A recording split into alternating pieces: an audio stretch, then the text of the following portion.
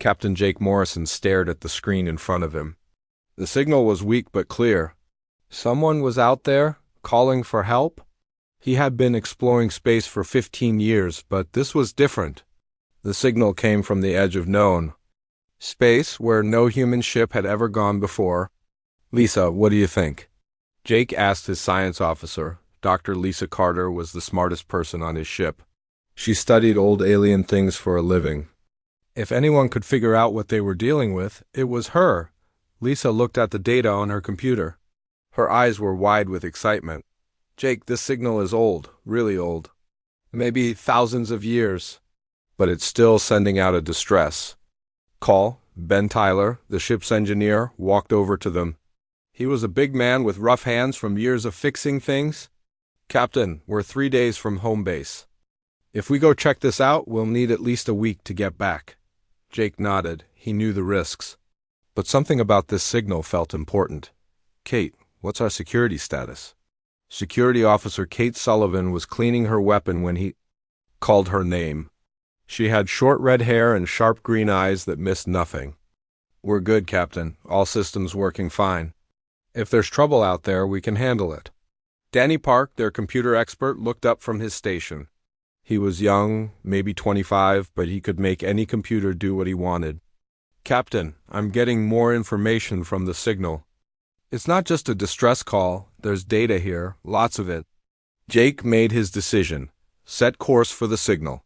"Let's see what's out there." The ship Meridian turned toward the unknown. It was a good ship built for long trips into space. Jake had been its captain for 8 years. His crew trusted him, and he trusted them. That trust was about to be tested. 3 days later, they found it. The alien ship was huge, bigger than anything Jake had ever seen. It looked like someone had grown it instead of building it. The hull was smooth and curved, like the inside of a shell. Strange crystal formations stuck out from its surface, glowing with a faint blue light. "My God," Lisa whispered. She was recording. "Everything with her equipment? Look at the design. This isn't like any alien technology we've seen before." Ben studied the ship through the viewing window. "It's beautiful. But why isn't it moving? There's no engine fire, no energy readings." Danny's fingers flew over his keyboard. "I'm scanning. For life signs, nothing. The ship is dead. Has been for a long time." Kate checked her weapons one more time. "Could be a trap, Captain. We should be careful." Jake understood her worry. Space was dangerous, and alien ships could be full of surprises, but something about this vessel felt different. It didn't seem threatening, it seemed sad. "We're going." "Aboard," Jake decided. "Lisa, Ben, Kate, you're with me. Danny, you stay here and monitor everything. If something goes wrong, get us out of here." Danny nodded. He didn't like being left behind, but someone had to watch their ship. The 4 of them put on their spacesuits and took a small shuttle over to the alien vessel. Up close, it was even more amazing. The hull seemed to pulse with a faint heartbeat. The crystal formations were warm to the touch. "There's an opening here," Ben called out. He had found what looked like a door, but it was sealed shut. "I can't figure out how to open it." Lisa walked over and placed her hand on the door. Nothing happened for a moment. Then slowly the door began to dissolve. It didn't slide open or swing apart. It just melted away like ice in warm water. "Incredible," she breathed. "The ship is still partially active. It recognizes us as visitors." They floated through the corridors inside. The walls were smooth and curved, with a soft light that seemed to come from everywhere and nowhere. Their footsteps echoed strangely, as if the ship was listening to them. "This place gives me the creeps," Kate muttered. Her weapon was ready, but there was nothing to shoot at. The ship felt empty, but not abandoned. It felt like it was waiting. They found rooms full of strange equipment. Everything was beautiful and alien. There were no sharp corners anywhere. Everything flowed together like it had been carved from one giant piece of stone. "The technology is amazing," Ben said. He was examining what looked like a control panel, but it had no buttons or switches. "I can't figure out how any of this works." Lisa was taking pictures of everything. "This is the discovery of a lifetime. We need to document everything carefully. They followed the main corridor deeper into the ship. The walls began to change color as they walked, shifting from blue to green to gold. It was like the ship was showing them the way. Finally, they reached the bridge. Jake stopped in the doorway and stared. The room was enormous, with a curved ceiling that looked like the inside of a cathedral. In the center was a single chair, but it wasn't like any pilot's seat he had ever seen. It looked like it had been grown from the floor, all curves and flowing. Lines dot around the chair, holographic displays flickered weakly. They showed star maps and alien writing that moved and changed like living things. The air hummed with barely contained energy. "This is it," Lisa said softly. "This is where they controlled the ship." Jake walked slowly toward the chair. Something about it called to him. It looked comfortable, like it had been made just for him, but that was impossible. This ship was thousands of years old. "Don't touch anything yet," Kate warned. "We don't know what might happen." Ben was studying the walls around the bridge. "The whole room is one big computer, but I don't see any way to turn it on." Danny's voice crackled through their radio. "Captain, I'm reading some kind of energy buildup in the ship. It started when you entered that room." Jake looked at the chair again. Every instinct told him to sit down, to reach out and touch the controls. But he was a careful man. He had lived this long by not taking stupid risks. "Let's get back to our ship," he decided. "We need to study this more carefully before we try anything." As they turned to leave, the lights in the room flickered. For just a moment, Jake could have sworn he heard something. Not a voice exactly, but something like a whisper. A word he couldn't understand, but somehow knew the meaning of "welcome" back on the Meridian. The crew gathered in the meeting room. Lisa had spread out all her pictures and data on the table. Danny was working on his computer, trying to decode the alien signals they had recorded. "The ship is definitely from an unknown species," Lisa reported. "The technology is far beyond anything we've seen." But here's the strange part. The ship seems to be waiting for something. "Waiting for what?" Jake asked. "I'm not sure, but look at this." She pointed to one of her pictures. It showed the pilot's chair surrounded by the flickering displays. "See how the holographs are still active? The ship has been using power to keep them running for thousands of years." "That's not an accident," Ben nodded. "The whole ship is built around that chair. Everything connects to it. Whoever sat there could control the entire vessel." Denny looked up from his computer. "Captain, I've been working on the alien language. I think I've figured out a few words. The ship calls itself something that translates to harmony, and the species that built it called themselves the Valix." "The Valix," Lisa repeated. "I've never heard of them." "They're not in any of our databases." Kate had been quiet during the discussion. Now she spoke up. "There's something else. When we were on the bridge, I felt like we were being watched. Not by cameras or sensors, by something alive." Jake knew what she meant. He had felt it too. The ship wasn't just a machine. It was something more. Something that had been alone for a very long time. "We go back tomorrow," he decided. "But this time, we're going to try to communicate with it." Outside, the alien ship drifted silently in. Space, but deep inside, ancient systems were stirring. After 3,000 years of waiting, someone had finally come. Someone who might understand. The ship that had remained silent was ready to speak again. Jake Morrison could not sleep that night. Every time he closed his eyes, he saw the alien chair. He could feel it calling to him across the empty space between their ships. Something about it felt familiar, like coming home after a long trip. The next morning, his crew was ready to go back. Lisa had prepared new equipment to study the ship.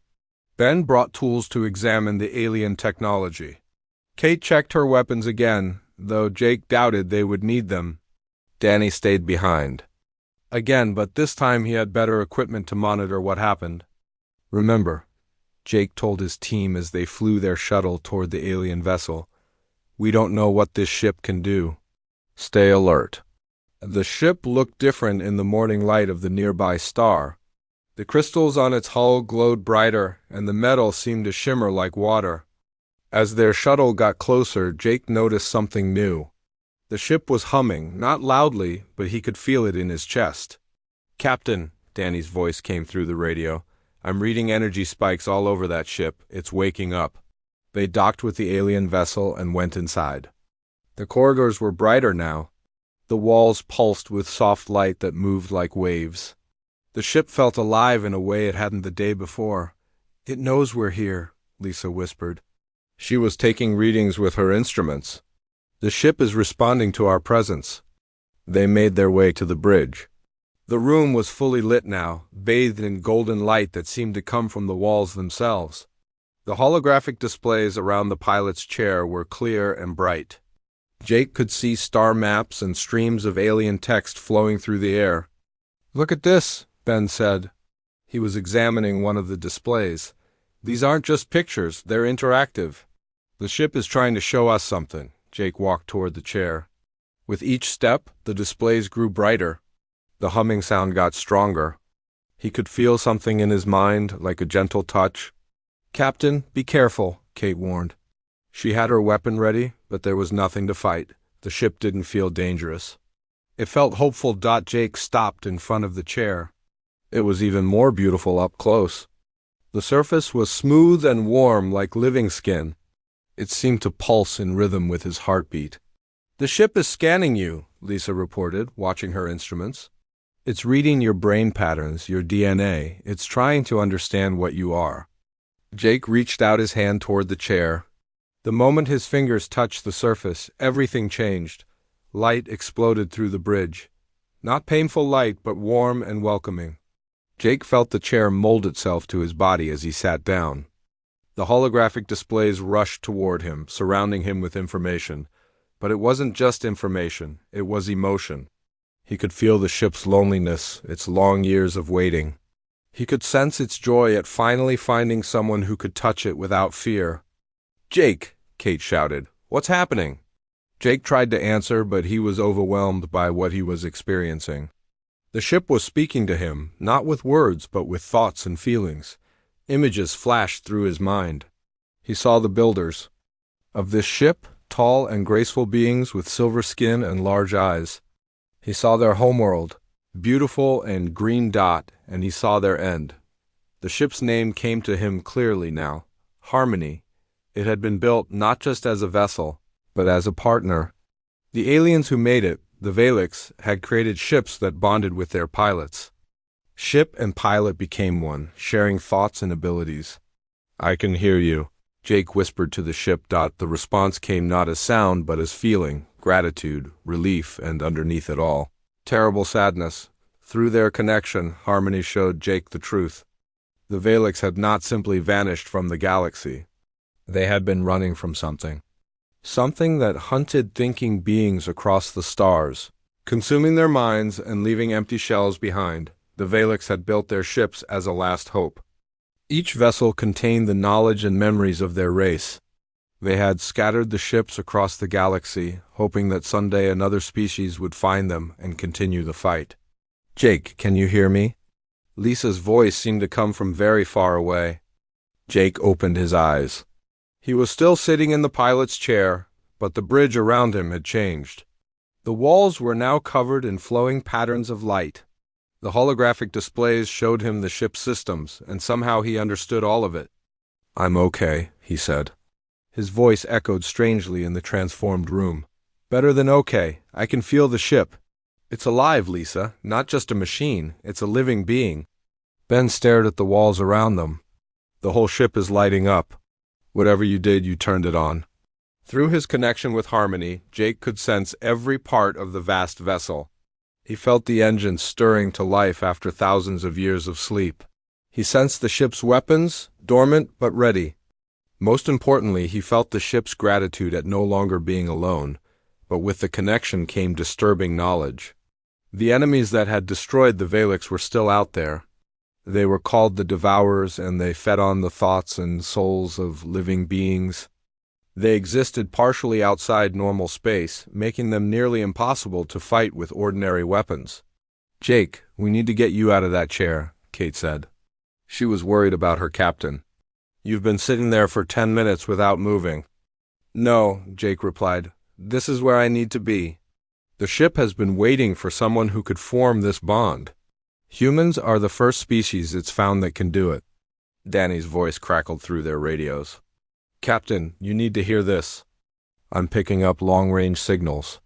Ships are moving at the edge of our space, lots of them. Through harmony, Jake felt a chill of fear. The bond between him and the ship had sent out a signal across the galaxy.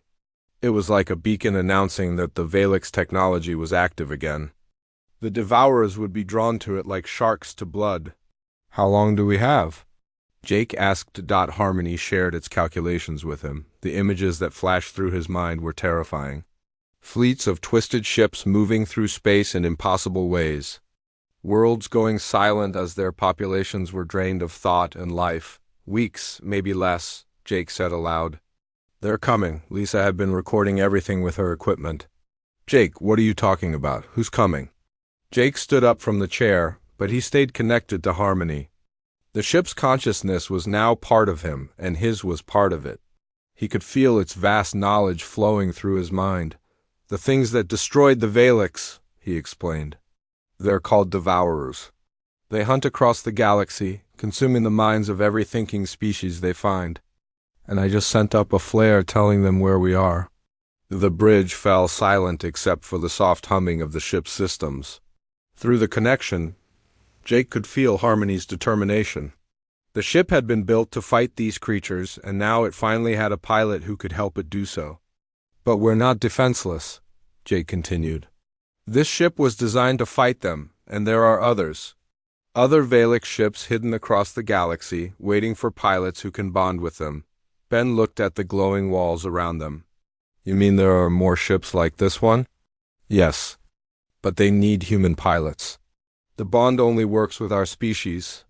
We have something the Valix didn't expect, something that makes us compatible with their technology. Kate checked her weapon again, though she knew it would be useless against the enemies Jake described. So what do we do? Jake felt Harmony's eagerness flowing through their connection. The ship wanted to fly again, to fight again, but it also felt protective of its new pilot and his crew. We go home, Jake decided. We warn Earth about what's coming. And then we find the other ships. Through their mental link, Harmony showed him star charts marking the locations of its sister vessels. Some were hidden in asteroid fields. Others drifted in the space between stars. All of them were waiting for humans who could wake them up. As Jake gave the command, Harmony's engines came fully online for the first time in 3,000 years. The ship moved with grace and power that took Jake's breath away. It didn't just fly through space, it danced. Danny, tell the Meridian to follow us, Jake ordered. We're going home, and we're bringing our new friend with us. The two ships turned toward human space, racing against time. Behind them, in the dark between the stars, ancient enemies began to stir. The hunt was beginning again, but this time, the prey could fight back. The trip back to Earth took 5 days. Jake spent most of that time connected to Harmony, learning about the ship and its capabilities. The bond between them grew stronger each day. He could feel the ship's thoughts mixing with his own, and sometimes he wasn't sure where Jake ended and Harmony began. Lisa worked constantly, studying the data they had collected. She filled report after report, trying to explain what they had discovered. Ben examined every part of Harmony he could access, amazed by technology that seemed like magic. Kate stayed alert, watching for signs of the enemy Jake had warned them about. On the third day, Danny detected something disturbing. Captain, I'm picking up strange readings from the edge of our solar system. Ships are appearing and disappearing. They're not using any technology I recognize. Through his bond with Harmony, Jake felt a chill of fear. The ship showed him images of what Danny was detecting. Twisted vessels that looked like they had been grown instead of built. They moved through space in ways that hurt to look at, phasing in and out of reality. They're here, Jake said. The Devourers found us faster than I expected. The scout ships were unlike anything in human records. They were made of organic metal that pulsed with dark energy. Strange growths covered their hulls, and Jake realized with horror that these were the remains of other species the Devourers had consumed. Each ship was a tomb filled with the empty shells of countless beings. How many? Kate asked, checking her weapons again. Dozens so far, Danny reported. But more keep appearing. It's like they're coming from somewhere else. Somewhere that doesn't exist in normal space? Harmony shared its knowledge with Jake. The Devourers existed partially in another dimension, a place between the spaces where normal matter lived. They could slip in and out of reality, making them nearly impossible to track or fight with conventional weapons. We need to warn Earth, Jake decided. And we need to find the other Valix ships? Fast? When they reached Earth, chaos was already spreading. The Devourer scouts had been detected by deep space monitors. Military commanders were scrambling to understand what they were facing. Jake's reports about alien technology and mind-eating. Enemies sounded like science fiction, but the evidence was right there in space above them. Admiral Roberts, head of Earth Space Defense, met with Jake at the orbital station above Earth. He was a tough old soldier who had seen many battles, but nothing had prepared him for this. Captain Morrison, the Admiral said, studying the data Lisa had prepared, what you're telling me sounds impossible. Ships that bond with human minds? Ancient aliens? Enemies that eat thoughts? I know how it sounds, Jake replied. But you've seen the scout ships? You know they're not human technology. And they're not here to trade or explore, they're here to feed. Through his mental link, Jake could feel Harmony's presence even though the ship was docked at the station. The bond worked across any distance. The ship was eager to fight, but it was also afraid. Not for itself, but for Jake and the billions of humans who didn't know what was coming. Show me, the Admiral demanded. Jake led him to where Harmony was. Docked. The ship looked beautiful and strange among the human vessels. Its organic curves and glowing crystals made it seem alive in a way that human ships never did. The ship responds to me, Jake explained. We're connected in a way that's hard to describe. I can feel its thoughts, and it can feel mine. Together. We can do things that neither of us could do alone. He placed his hand on Harmony's hull. Immediately, the ship's systems came online. Lights flowed across its surface like water. The Admiral stepped back in amazement as the vessel began to move without any visible engines. Remarkable, the Admiral breathed. But you said there are more ships like this? 5 more, Jake confirmed, hidden across the galaxy. But they need human pilots. The bond only works with our species. That's when the real crisis began. Jake's connection with Harmony had sent out another signal, stronger than before. The remaining Devourer fleet detected it and began moving toward Earth in force. Danny's voice came through the communication system. Jake, you need to see this. The enemy fleet is massive. Hundreds of ships, maybe thousands. And they're not using normal space travel. They're tearing holes in reality itself. Through Harmony's sensors, Jake watched the approaching fleet. The ships moved like living things, writhing through space in patterns that made no sense. Worse, he could sense their hunger. They had found a planet full of thinking beings, and they were eager to feed. How long do we have? The Admiral asked. Days, Jake replied. Maybe less. The Admiral made a decision that would change everything. I'm giving you unlimited authority to find those other ships. Take whoever you need. Do whatever it takes. Jake knew that finding the other Valix vessels would be dangerous. Not just because of the Devourers, but because of the bonding process itself. Not every human could form the connection. Some would be rejected by the ships. Others might be driven mad by the alien consciousness. He gathered volunteers from Earth's best pilots and engineers. Men and women who had proven themselves in combat and exploration. But when he explained what the bonding process involved, many backed out. The idea of sharing their mind with an alien intelligence was too frightening. Lisa volunteered immediately. I've studied alien cultures my whole life, she said. If anyone can understand these ships, it's me. Ben wanted to try as well. I work with machines every day. Maybe I can connect with one of these living ships. Kate was more cautious. I'll go with you to find them, she said. But I'm not sure about this mind-bonding thing. Danny surprised everyone by volunteering. I work with computer systems all the time. These ships are like giant computers, right? Maybe I can interface with one. Jake felt a mixture of pride and fear as his crew stepped forward. Through harmony, he could sense the ship's approval. The vessel had grown fond of the humans it had met, and it wanted to see them succeed. They left Earth in a small fleet. Harmony led the way, its sensors scanning for the signatures of its sister ships. The first vessel was hidden in an asteroid field 3 days from Earth. When they found it, Jake felt Harmony's excitement through their bond. The ship was damaged, partially buried in a large asteroid. It had been there for centuries, its hull scarred by impacts and radiation, but it was still alive, still waiting. I can feel it, Jake said as they approached. It's weak, but it's conscious. Lisa was the first to try bonding with the damaged ship. She put on her spacesuit and floated over to the vessel's hull. When she placed her hands on its surface, nothing happened at first. Then, slowly, the ship began to glow, but something went wrong. The connection was too intense for Lisa to handle. She screamed and pulled her hands away, her body shaking. Jake had to drag her back to safety.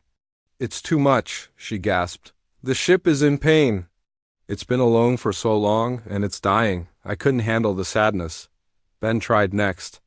The big engineer approached the ship carefully, his hands steady, despite his fear. When he touched the hull, the ship responded differently. Instead of the overwhelming sadness Lisa had felt, Ben experienced the ship's need to create and build. The connection formed slowly but surely. Ben's consciousness merged with the ship's, and together they began to heal the vessel's damaged systems. The ship's name came to him clearly: Defiance. It's working, Ben said, his voice filled with wonder. The ship wants to fix things. It wants to build and repair and make things whole again. Under Ben's influence, Defiance began to heal itself. The damaged hull sections grew back together. The scarred crystals brightened and began to pulse with new life. In a matter of hours, the ship that had been dying became strong and healthy again, but their celebration was cut short. Danny's sensors detected movement at the edge of the asteroid field. Devourer scouts had found them. 3 ships incoming, Danny reported. They're moving fast, and they're not trying to hide. Jake felt Harmony's eagerness to fight. The ship had weapons that could hurt the Devourer's technology that worked on the same dimensional level as the enemy. But they were outnumbered, and there were still 3 more Valix ships to find. Ben, can you and Defiance fight? Jake asked through his new bond. Ben could feel his ship's capabilities. Defiance wasn't built for combat, but it had other abilities. It could create barriers of energy, repair damage instantly, and even rebuild space itself. We're ready, Ben said. The first battle began as the Devourer scouts attacked. Their weapons fired beams of dark energy that tried to drain the thoughts from Jake and his crew. But Harmony's shields protected them, and the ship's return fire tore through the enemy vessels. Ben and Defiance worked together to protect the human ships, creating barriers of solid energy that blocked the Devourer attacks. When one of the human vessels was damaged, Defiance repaired it instantly, its hull flowing like liquid metal to seal the breaches. The fight was brief but intense. When it was over, the 3 Devourer scouts were destroyed, their twisted hulls drifting in space. But Jake knew this was just the beginning. More will come, he told his crew. We need to find the other ships before the main fleet arrives. Through Harmony, he could sense the locations of the remaining Valix vessels. They were scattered across the galaxy, hidden in places where the Devourers couldn't easily find them. But time was running out. As they prepared to leave the asteroid field, the second Valix ship was hiding in the atmosphere of a gas giant called Tempest. The planet was a swirling mass of purple and gold clouds with storms that could destroy entire cities. Jake felt Harmony's excitement as they approached. The ship knew its sister was there, waiting in the deadly winds. How are we supposed to get down there? Kate asked, staring at the violent storms on the planet below. Those winds would tear our shuttles apart. Through his bond with Harmony, Jake could sense the hidden ship. It was deep in the planet's atmosphere, using the storms to hide from detection. The vessel had been there for over 1,000 years, riding the winds and waiting for someone to find it. Harmony can take us down? Jake said. The ship was built to handle conditions like this. Ben and Defiance followed them into the gas giant's atmosphere. The two ships moved through the storms like fish swimming through water. The winds that would destroy human vessels barely affected the Valix technology. They found the ship floating in a calm spot between two massive storms. It was beautiful, with hull sections that moved like wings to ride the air currents. When Jake saw it, he felt Harmony's joy at being reunited with its sister, but the ship was not alone. A human research station was nearby, badly damaged and drifting helplessly in the winds.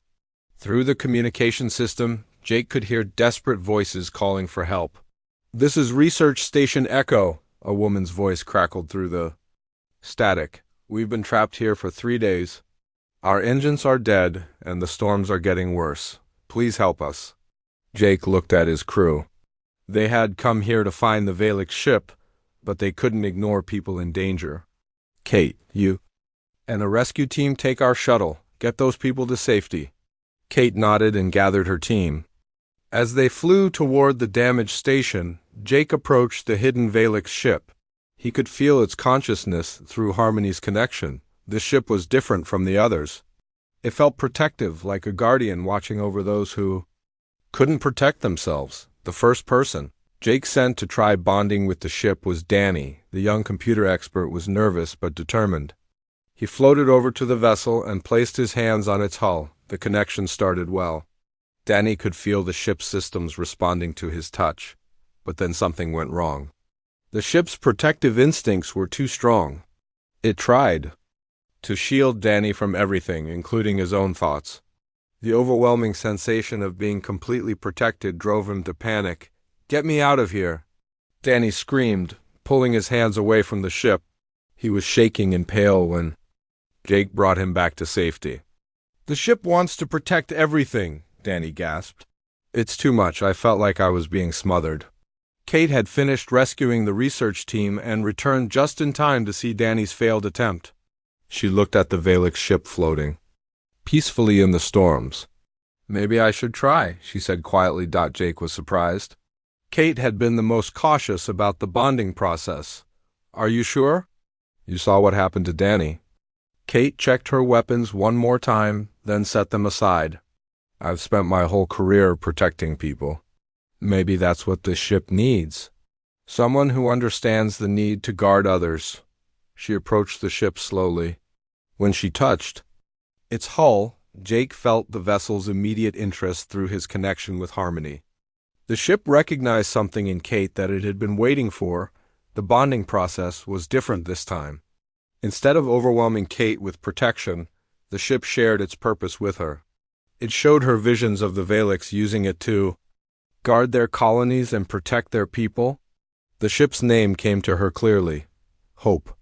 "It's beautiful," Kate whispered as the connection formed. "The ship wants to keep everyone safe. It wants to be a shield for those who can't defend themselves." Under Kate's influence, Hope began to change. Its hull sections rearranged themselves into patterns that could deflect incoming attacks. Energy barriers formed around the ship, creating protective fields that could cover entire fleets, but their success was interrupted by alarms from Danny's monitoring equipment. "Jake, we've got company. Multiple Devour ships incoming. They must have tracked us here." Through Harmony, Jake could sense the approaching enemy. 5 ships this time, larger than the scouts they had fought before. These vessels were full of the consciousness they had stolen from other species. Jake could feel the screams of the devoured minds trapped inside the enemy hulls. Double quotes. "Kate, can you and Hope fight?" Jake asked. Through her new bond, Kate could feel her ship's capabilities. Hope wasn't designed for attack, but its defensive systems were incredible. "We can protect everyone, but you and Ben will have to do the fighting." The battle began as the Devourer ships emerged from the gas giant's upper atmosphere. They moved like living things, their hulls pulsing with stolen life force. Dark energy beams lanced out toward the human ships. Hope immediately created a barrier of pure energy around the entire group. The Devourer weapons struck the shield and scattered harmlessly. Kate gritted her teeth as she felt the impact through her connection to the ship. Each attack was like being hit herself, but she held the shield steady. Jake and Harmony attacked the nearest Devourer ship. The Valek's weapons fired beams of golden light that could hurt creatures existing between dimensions. The enemy vessel twisted and writhed as the energy tore through its hull. Ben and Defiance worked together to repair any damage to their own ships, while attacking with constructs of solid energy. The engineering ship could create tools and weapons.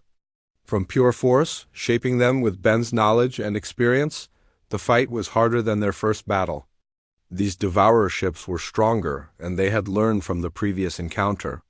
They tried to bypass Hope's shields by attacking from multiple dimensions at once, but the three Valek ships worked together in ways their builders had intended. Harmony provided firepower and tactics. Defiance created weapons and repaired damage. Hope protected them all with barriers that could stop any attack. One by one, the Devourer ships fell. Their twisted hulls broke apart, releasing the tortured consciousness they had consumed. Jake felt a moment of sadness for all the beings who had died to feed these monsters. "Is everyone okay?" Jake asked when the fight was over. His crew was shaken but unhurt. The rescued researchers were amazed by what they had seen. Some of them asked to join Jake's mission, wanting to help find the remaining ships. Dr. Sarah Martinez was the leader of the research team. She was a specialist in alien technology, and she understood immediately how important the Valek ships were. "There are more of these vessels?" she asked. "Two more," Jake confirmed. "And we need to find them before the main Devourer fleet arrives." Through Harmony, Jake could sense the locations of the remaining ships. One was drifting in deep space, between star systems. The other was hidden in the ruins of an ancient space station, but time was running out. Reports from Earth showed that the Devourer fleet was getting closer. Hundreds of enemy ships were moving through space, consuming every thinking being they encountered. Entire worlds had already gone silent. They left Tempest with 3 Valek ships and a growing crew of volunteers. Dr. Martinez had convinced several of her team to join them. Among them was a quiet man named Sam Brooks, a former military pilot who had been studying alien artifacts. Sam didn't say much, but Jake could see the determination in his eyes. The man had lost friends to alien attacks before, and he wanted to fight back. The 4th ship was found drifting in the empty space between stars. It had been badly damaged in some ancient battle, its hull scarred by weapons that had long since been forgotten. But it was still alive, still waiting. This ship felt different from the others. Through Harmony, Jake could sense anger and pain radiating from the vessel. It had been a warrior once, and it wanted revenge against those who had hurt its people. Lisa tried to bond with the damaged ship first. She had learned from her previous failure and approached more carefully, but the ship's rage was too intense. It showed her visions of the destruction of the Valeks, the horror of watching entire civilizations consumed by the Devourers. "It's full of anger," Lisa reported, stepping back from the ship. "It wants to fight, but it's also consumed by hatred." "I can't handle that much emotion." Sam stepped forward. He had been watching quietly, studying the scarred ship with the eyes of a soldier. "Let me try," he said simply. Sam approached the ship without fear. When he touched its hull, Jake felt the vessel's immediate recognition through the network of connected ships. This human understood war. He had seen friends die and had carried their memory into battle. The bonding process was intense but successful. The ship's name came to Sam clearly: Vengeance. Together they shared a purpose that went beyond simple fighting. They wanted to protect others by destroying those who would harm them. Under Sam's influence, Vengeance began to heal itself. The damaged hull sections regenerated, but they kept their scars as reminders of past battles. The ship's weapons came online, more powerful than anything the other vessels carried. Now they had 4 ships, but Jake knew the hardest part was still ahead. The 5th and final Valek's vessel was hidden in the most dangerous place of all, the ruins of an ancient space station that drifted at the edge of Devourer territory, and according to Harmony's calculations, they had less than 2 days before the main enemy fleet The fifth ship was hidden inside the ruins of an ancient space station. The station had been dead for thousands of years, floating at the edge of space where few ships ever traveled. Through harmony, Jake could feel the last Valix vessel waiting. In the darkness, but they were not alone. The main Devourer fleet had arrived in human space. Reports from Earth showed hundreds of enemy ships surrounding the planet. Cities were going dark as the Devourers fed on human minds. Millions of people had already been turned into empty shells. "We're out of time," Danny reported from his monitoring station. "The enemy fleet is attacking Earth right now." Jake felt the weight of responsibility crushing down on him. 4 Valix ships were powerful, but they couldn't fight hundreds of Devourers alone. They needed the 5th ship, and they needed it now. "We going fast," Jake decided. "Find the ship, wake it up, and get back to Earth before it's too late." The ancient space station was massive, built by a species that had died out long before humans learned to fly. Its corridors were dark and cold, filled with the remains of alien technology that no longer worked. They found the 5th ship in the station's central core. It had been there so long that parts of the station had grown around it. The vessel looked different from the others, smaller but more elegant. Jake could feel its consciousness through harmony, but it was weak and fading. "It's dying," Dr. Martinez said, reading her instruments. "The ship has been alone too long. Its life force is almost gone." Through the network of connected ships, Jake felt the dying vessel's sadness. It had waited for thousands of years, watching its energy slowly fade away. Now it was too weak to bond with anyone. "There has to be a way," Jake said. He couldn't accept that they had come so far only to fail at the last moment. Sam stepped forward, studying the dying ship with his soldier's eyes. "What if we share our energy with it?" All 4 ships working together? It was a dangerous idea. Sharing life force between the ships could weaken them all. But Jake knew it was their only chance. "Do it," he decided. Harmony, defiance, hope, and vengeance formed a circle around the dying ship. Through their human pilots, they began to share their energy. Jake felt the life force flowing out of him and into the fading vessel. The process was exhausting. Jake felt like he was giving away pieces of his soul. Kate collapsed to her knees as hope poured its strength into their sister ship. Ben and Sam gritted their teeth against the pain, but it worked. The dying ship began to glow with new life. Its systems came online one by one. Through the network, Jake felt the vessel's gratitude and joy at being saved. Dr. Martinez stepped forward to bond with the revived ship. As a scientist who had spent her life studying alien cultures, she felt drawn to the vessel's quiet intelligence. The connection formed gently, like 2 old friends meeting again. The ship's name came to her clearly: Wisdom. It was the keeper of Valix knowledge, containing the memories and learning of an entire civilization. Under Dr. Martinez's influence, Wisdom began to share its knowledge with the other ships. Battle tactics, enemy weaknesses, advanced technologies. Everything the Valix had learned in their fight against the Devourers. "Now we know how to beat them," Dr. Martinez said, her eyes bright with new understanding. "The Devourers have a weakness. They exist in multiple dimensions, but that makes them vulnerable to coordinated attacks." Through Wisdom's knowledge, Jake learned the truth about the final battle. The Valix hadn't lost because they were weak. They had lost because they fought alone, each ship trying to face the enemy by itself. But working together, the ships could create a network of consciousness that the Devourers couldn't consume. "We need to get back to Earth," Jake said. Now, the 5 ships left the ancient station and raced toward Earth at speeds that bent the laws of physics. Through their network, they could feel the planet's pain as the Devourer fleet fed on human minds. When they arrived in Earth's solar system, the sight that greeted them was terrible. Hundreds of twisted Devourer ships surrounded the planet like a swarm of insects. The creatures were feeding, draining the consciousness from billions of people. Earth's defense fleet was trying to fight back, but their weapons couldn't touch enemies that existed between dimensions. Ship after ship fell silent as their crews were consumed.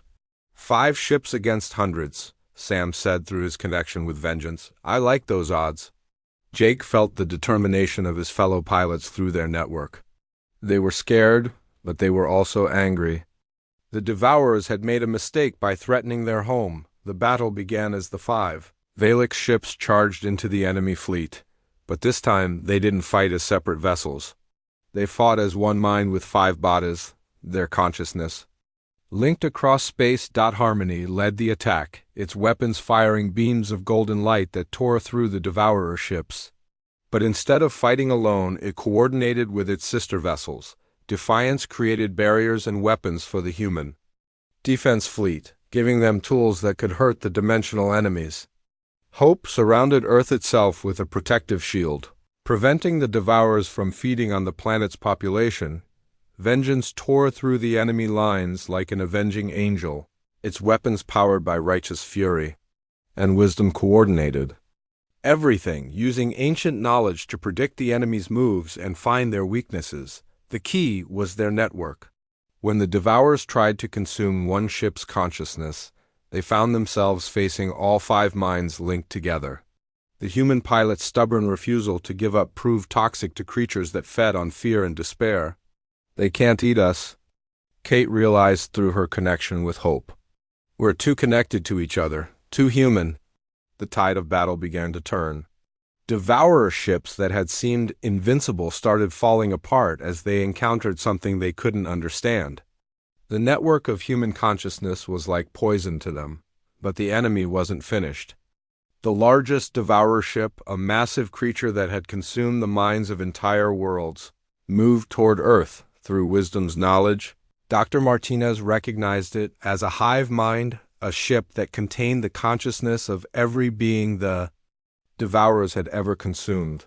That's their leader, she warned. If we can destroy it, the rest will fall apart. The 5 ships formed up for their final attack.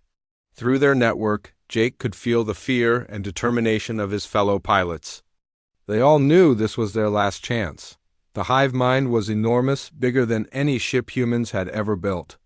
Its hull pulsed with the stolen life force of countless species. When it spoke, its voice was the screams of 1,000,000 devoured minds. You cannot stop us, it said. We have consumed galaxies. Your minds will feed us for eternities. You're wrong, Jake replied, speaking for all 5 pilots. You've never faced anything like us before. The attack began with all 5 ships firing at once. But their weapons weren't just beams of energy. They were expressions of human will, powered by emotions the Devourers couldn't understand. Harmony fired with the determination to explore and discover. Defiance attacked with the need to build and create. Hope struck with the desire to protect others. Vengeance fought with controlled anger at those who would harm innocents. And wisdom coordinated everything with the knowledge that understanding could defeat ignorance. The hive mind tried to defend itself, but it couldn't comprehend what it was facing.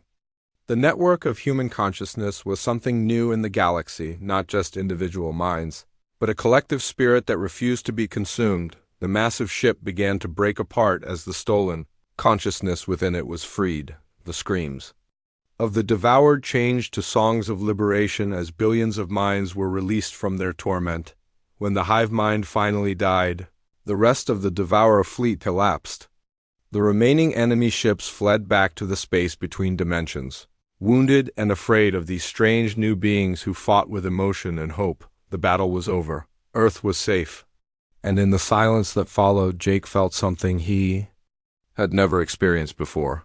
Through the network of ships, he could sense the consciousness of his fellow pilots, his crew, and even the people of Earth below. Humanity was no longer alone in the universe.